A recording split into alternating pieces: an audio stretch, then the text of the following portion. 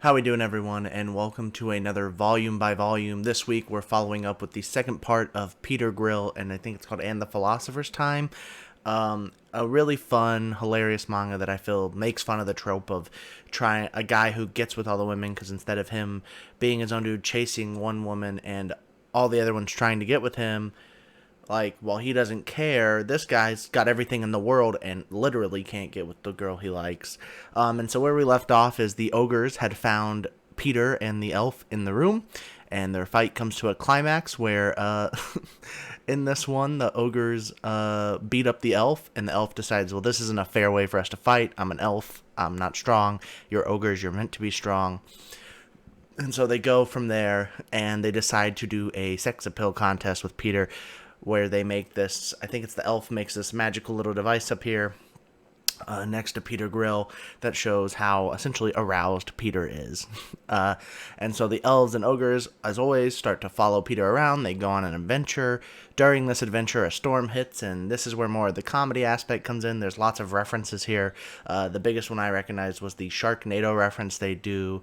And it ends with Peter and the I wrote orcs, ogres, an elf getting stuck in a cabin as they decide now is the time where they can end their thing of trying to seduce Peter because they know they can't do it in public because Peter is publicly going to get married to the woman he loves who loves him, but he just can't catch a break because all these other women want his down low mayo, as the manga said in the first one. And that's the first chapter. As you know, in these, I just sort of talk about the first chapter, maybe give a general thoughts on the manga, just for people who do want to read it if they've heard this first chapter and decide they want to go out and read it. This one very much continues with more hijinks of Peter constantly getting himself into situations with all the different races of people that he meets, trying to get at him for his seed because he is the strongest man in the land. I enjoyed this one again. Still a really good manga. I enjoy it. It's a fun little read where it doesn't take itself seriously. It actually sort of fits in why these people would be obsessed with Peter instead of being a weird thing where, like a lot of isekais, where everyone just decides they want to be with the main character, even though there's not really a good reason for all these random females to be after him. They just use a very simple reason in this one, and they play off it a ton, while throwing in lots of tiny references to other comedy and other jokes that you're going to see throughout other series, like Sharknado. But past this, everything past here is going to be mainly focused on what happens later. I recommend picking this one up. It is a bit more of an expensive manga, but it's not too hard to find, and you can sit down and get a nice, enjoyable read out of it. But if you're not sold yet, I'll explain more of what happens in this manga, and then talk more about my thoughts as I go along. So, of course, the owner of the cabin comes back. We get a nice little arrow to the knee reference from Skyrim. And essentially, the owner, after a little bit of tension, decides to let Peter and his gang of gals stay with him at their thing. They get totally wasted. And once they are completely wasted, Peter's gang of crazy little ladies that are trying to get at him start to go after him. Peter's trying to hold them off. He's trying to stay sober and not get too drunk. And of course, the punchline of almost half the chapters in this is Peter fails. He wakes up in bed with all three of them. And the funny fact is the little like machine device that the elf gave him has been destroyed because he hit peak, I guess, sex appeal satisfaction, whatever it was rating. It's burned up, and they do get out. But they hint that both the ogres that we have met, I think the main one being Lisa, are actually someone more than maybe we know about. But from there, it goes back to Peter's guild. His guild master, who is the father of the girl he loves, is trying to find ways to pawn off Peter so that he can't be with his daughter, so that his daughter could be his for all life, sort of meme. And so the guildmaster plans to marry Peter off to the orc race. That's why I was getting mixed up. The orcs, which look like a bunch of pigs. So he meets Piglet, which is in the orc society, a hideous orc who looks like our beauty standards. So it's this gorgeous humanoid-looking orc that they are trying to pawn off to Peter to get him to marry. They're trying to arrange a marriage so that the guild that Peter's with and the orc society can be stronger together.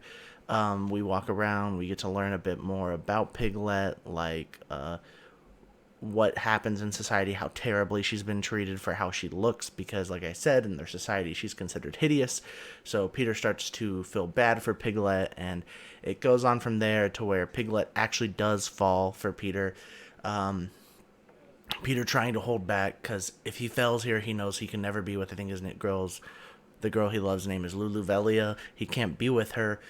But, as always, which is going to be repeating through all these videos about Peter Grail, Peter fails again, wakes up in the morning next to Piglet, and tells her he needs her to cover it up for him because he is promised to be with Luluvelia. He likes Piglet, like, as a friend and feels sorry for her, but he can't be with her. And ironically, Piglet does cover up for him, and it is revealed that Piglet feels that she can use Peter to help kill all the orcs who've mistreated her whole life. So she sort of gets a yandere feel to her of she's actually looks like this sweet, innocent, bullied girl, but in reality she has a very, very, very dark side to her. And the cliffhanger we're left on in this volume is that the ogres that we have seen throughout the first 2 volumes are actually royalty, and they have left their kingdom or something, so they have a guy who's coming back to get them. So it's a pretty straightforward volume. I don't think it's that much different than the first. It's pretty much just an excuse to have Peter go into a bunch of hijinks involving all these characters that are going to keep getting introduced. I've seen, because of covers, I've seen, like, I think 3 more races that they're going to introduce to cause chaos for Peter.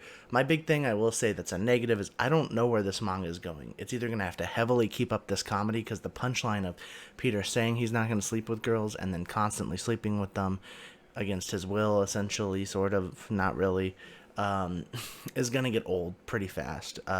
So we will see what happens in the 3rd volume. We now have a new girl in our band of wacky females that are chasing after Peter.